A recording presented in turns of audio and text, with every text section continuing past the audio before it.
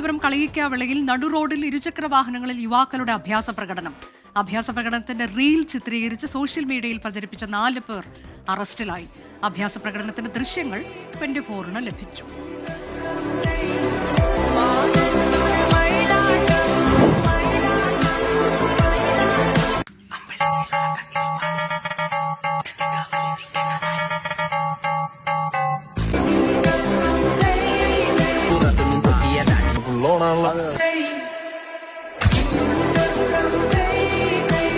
ഷഫീദ് റാവുത്തർ വിശദാംശങ്ങളുമായി. ഷഫീദ്, ഇത്തരത്തിൽ എത്രയോ സംഭവങ്ങളാണ് നമ്മൾ ഇങ്ങനെ റിപ്പോർട്ട് ചെയ്തുകൊണ്ടേയിരിക്കുന്നത്. ഇപ്പോൾ ഇത് വീണ്ടും 4 പേർ അറസ്റ്റിലായിട്ടുണ്ട്. വിശദാംശങ്ങൾ.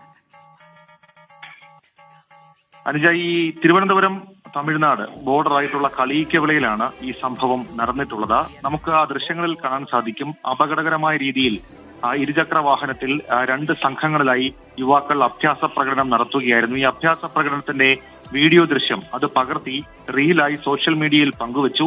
ഈ വീഡിയോ ദൃശ്യം വൈറലായതോടുകൂടിയാണ് കളിയിക്കവിള പോലീസ് ഈ സംഭവത്തിൽ അന്വേഷണം ആരംഭിച്ചത്. അതിനുശേഷം ഇവർ ആരാണ് ഈ 4 പേര് എന്നുള്ള കാര്യം പോലീസ് കണ്ടെത്തി. തുടർന്ന് ഇവരുടെ അറസ്റ്റ് ഇന്നലെ രേഖപ്പെടുത്തുകയായിരുന്നു.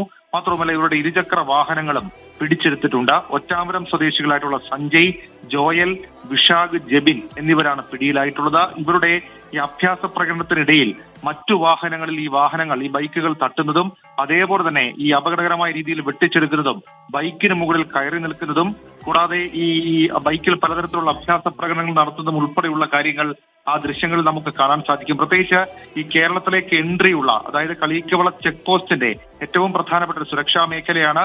അവിടെ അടക്കമാണ് ഈ വീഡിയോ ചിത്രീകരിച്ചത്. ഇതാണ് പോലീസിനെ ഇപ്പോൾ അത്ഭുതപ്പെടുത്തിയിട്ടുള്ളത്.